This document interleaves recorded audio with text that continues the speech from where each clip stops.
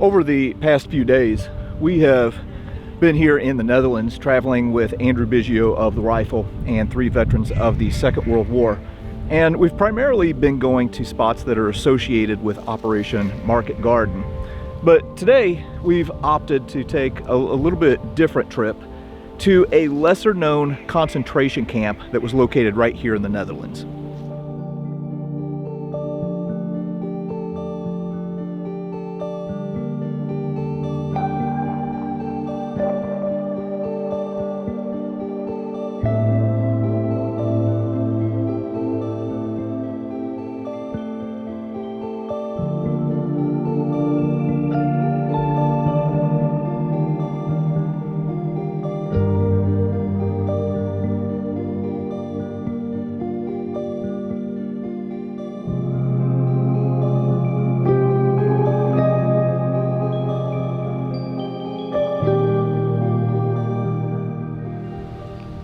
Like I mentioned, we are currently in the Netherlands, and today we're going to be visiting a lesser known concentration camp called Kamp Vught. And it's a Dutch word. I know that I'm mispronouncing it, but I'm doing the best that I can. But this camp was established in January of 1943 as the result of some overcrowding in another camp called Amersfoort.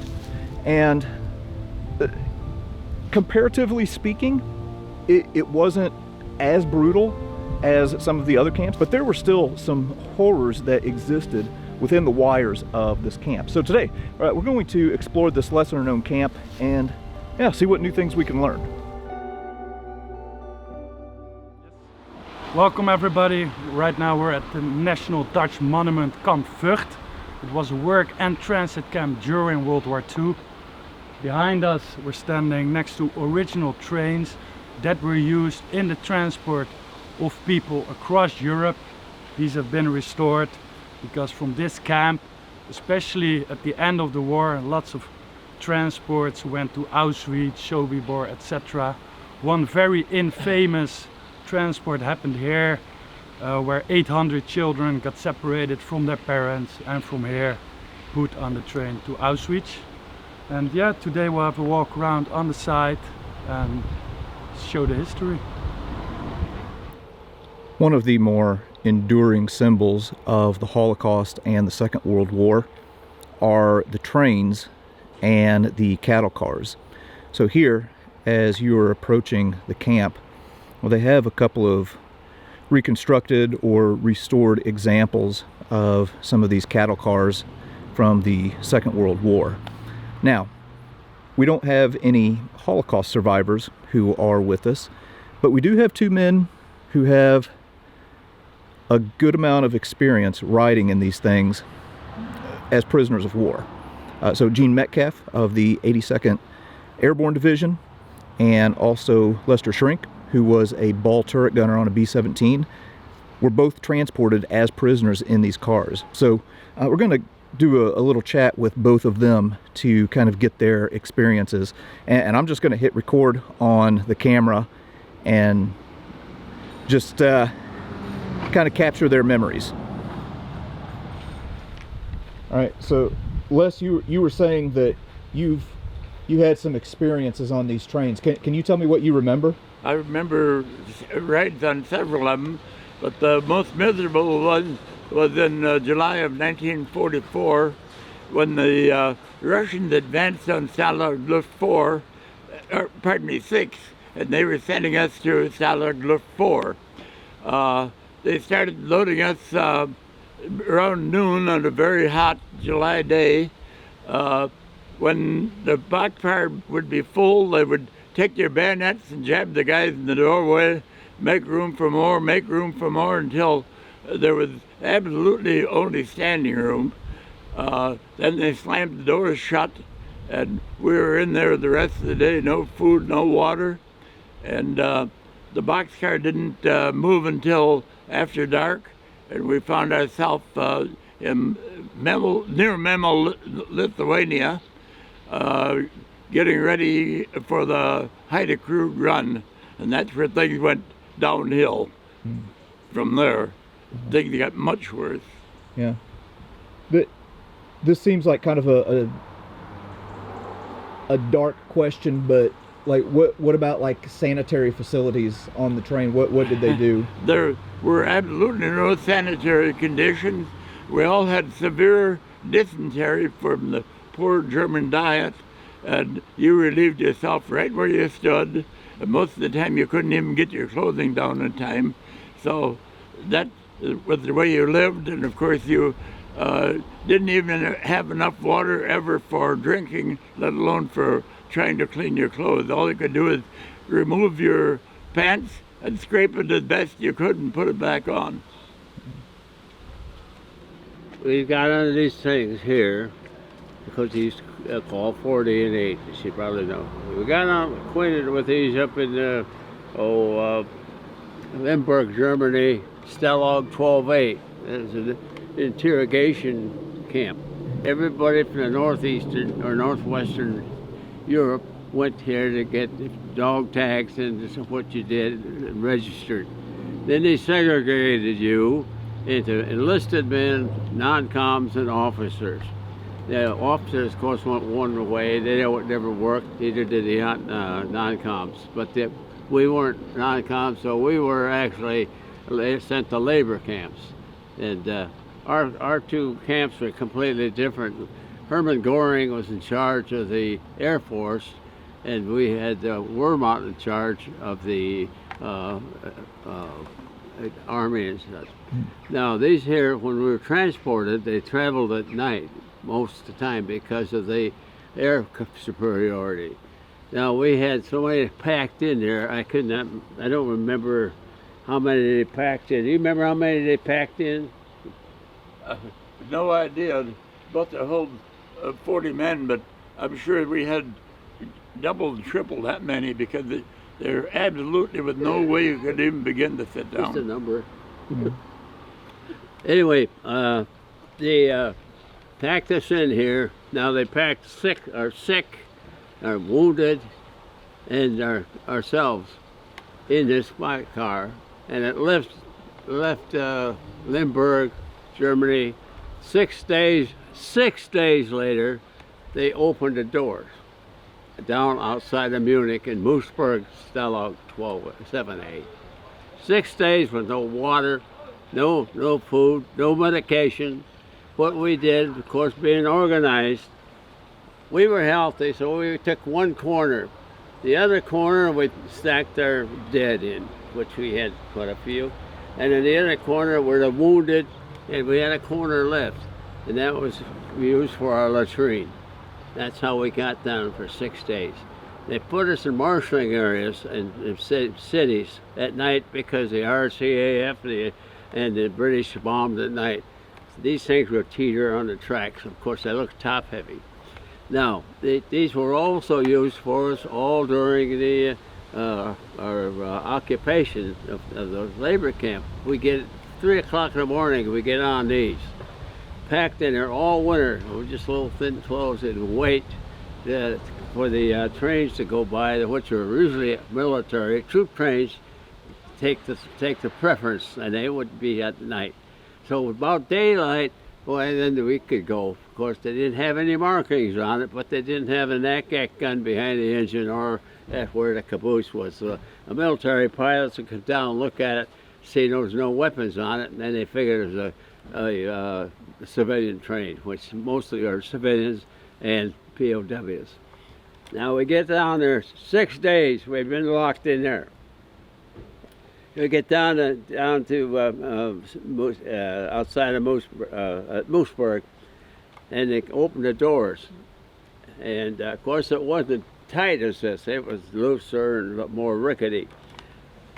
And we opened our eyes, and they said, "Raus und auf geht's," means get you up and out of there. That's what the guards always use. And you remember that one pretty well. Oh yeah, raus. So, they open the doors, they say, "Raus und auf geht's." Now you gotta remember we're 6 days in there. So look at the side, look how high off the ground you are back there. They open them up, jump out, we could not, we would just fall, we couldn't even stand up. Of course, our sick, they had us pull them out of there and did what we could. We were not very good at shape ourselves. and they didn't care. They didn't care. If we died, so what?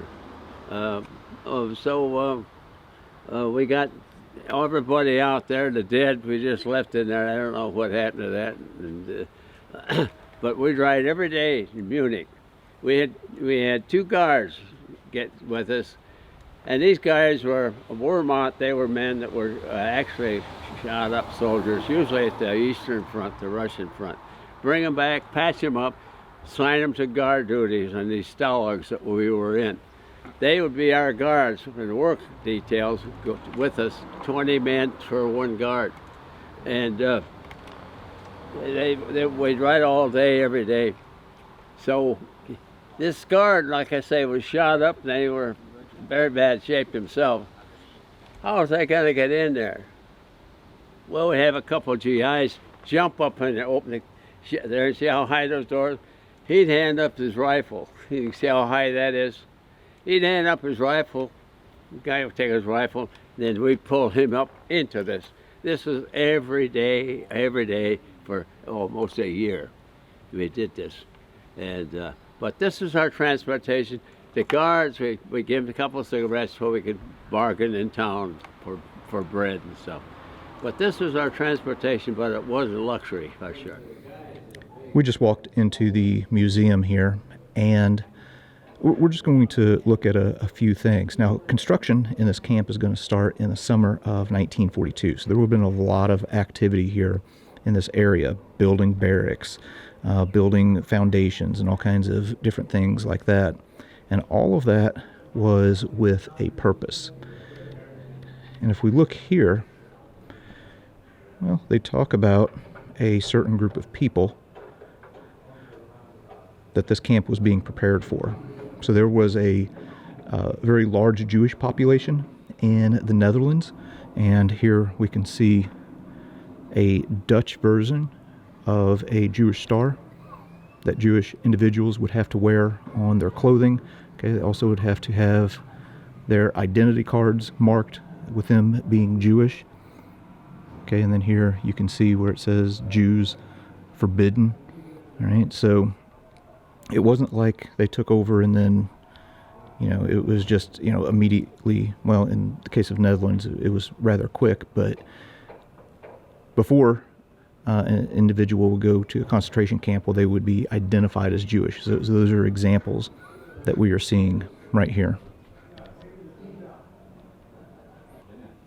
So they have several different artifacts and things like that in the museum here, and I just want to point out a few of the pieces that they have. So here we can see what is obviously some aircraft wreckage, and you might be asking yourself, what does aircraft wreckage have to do with a concentration camp? Well, this camp was a source of income for the SS.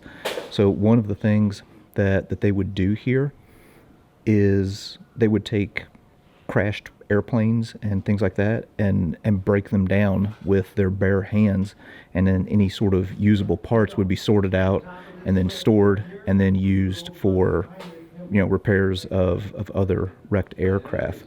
So anyway, this is some of the wreckage that was dismantled here that couldn't be used for another plane and then was discarded.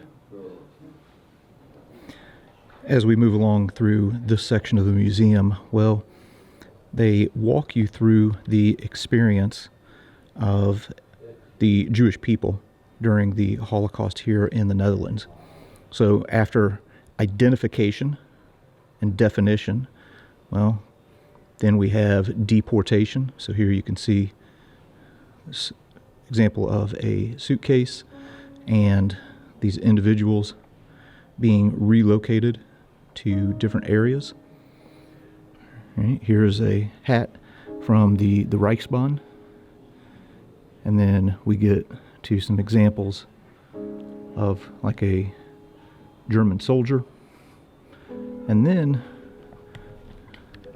it's all going to end right here with confinement in these camps.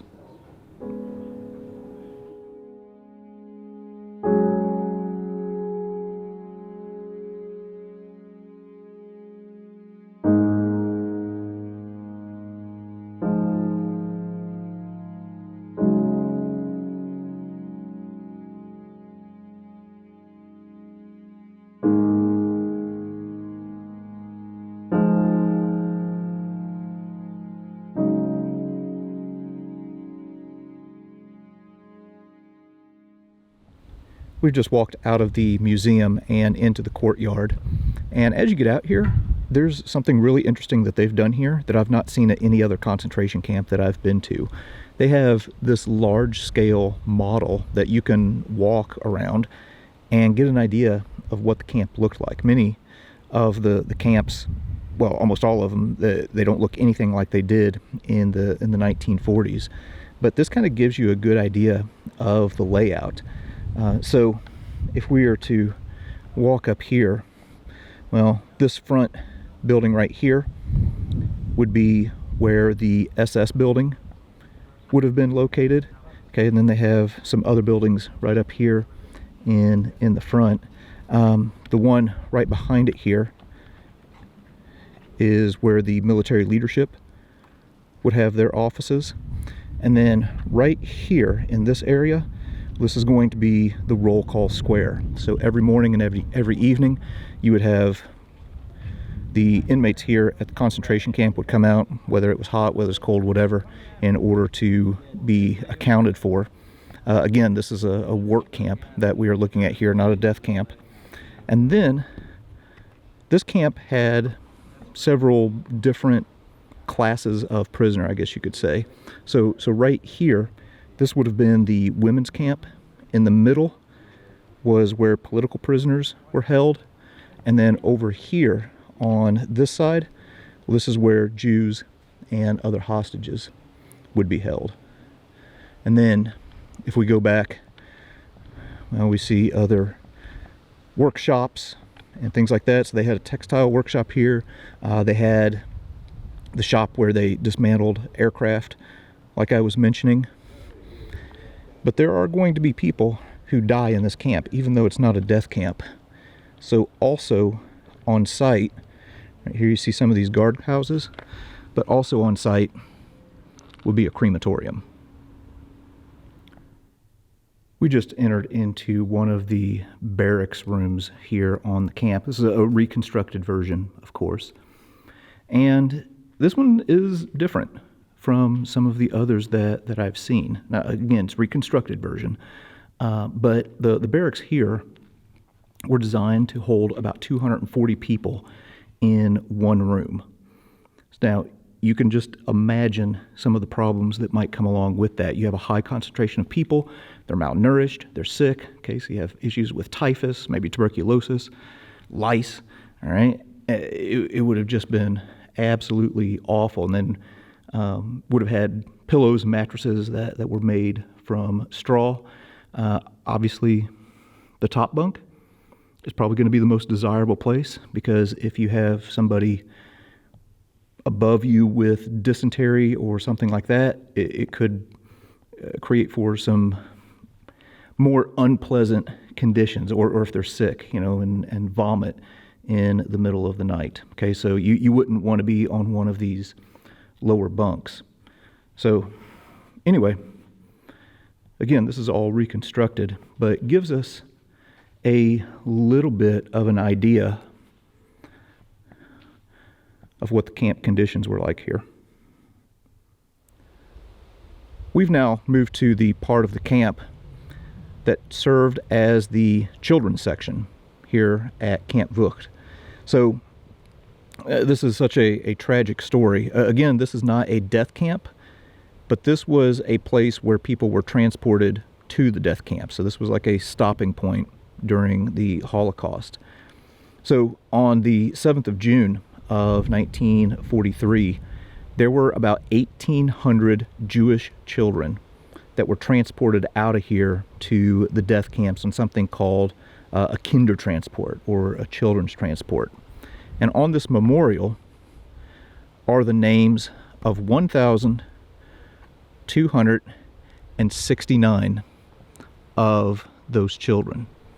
So if we look here, I'm seeing the names of like Helena Koopman, Isaac Koopman, Louis Koopman, Albert Corinne, Sim Corinne. Okay, so you have to wonder if they were siblings. Martin Hamill, Lucas van Hess. Yeah, just absolutely awful. So like many of the other SS camps, Kamp Vught had a crematorium to dispose of the remains of the dead. So this crematorium was completed in December of 1943 and was tucked away from the rest of the camp and closed off from barbed wire. So there would have been a wooden gate that would access this area, and access to these grounds were strictly prohibited. The only thing that you would be able to see from the barracks would be the chimney sticking up. We've just entered into the crematorium. Now, there were about 750 individuals who died here at this camp due to sickness or malnutrition or exposure or mistreatment, all numbers of different causes. And what we are looking at here is the autopsy table at this camp. Now, according to SS rules, each death had to be investigated to establish a cause of death. So right here is where autopsies would be carried out. And then if we continue on through here, well, these rooms right here are where the bodies would be stored. And then from here,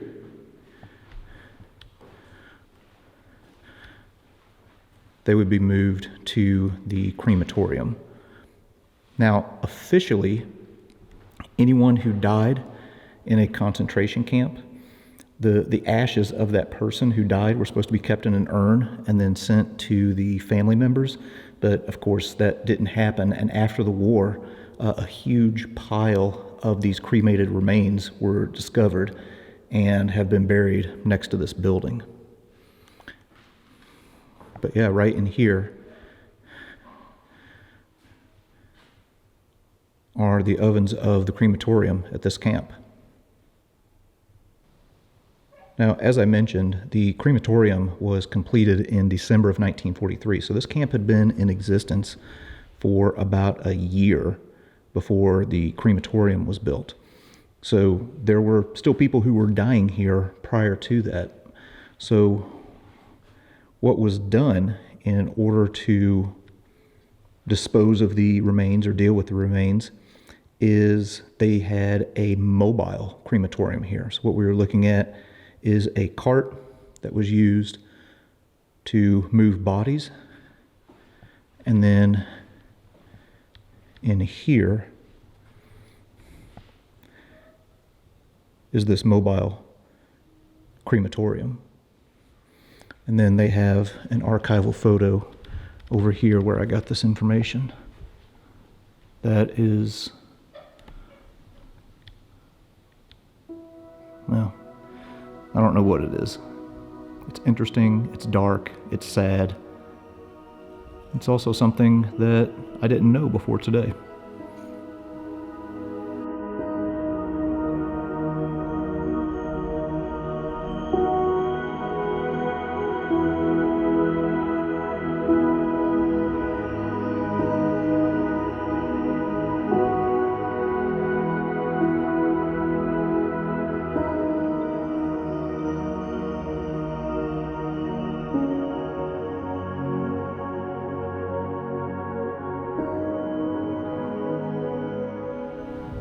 All right, well, that was a little bit from right here at Kamp Vught. So this is, again, a camp that I really knew nothing about, and definitely learned some new things today. And to be here with some World War II veterans who were on this continent in the 1940s and helped to fight the regime that was implementing this terror across this continent, was definitely pretty special.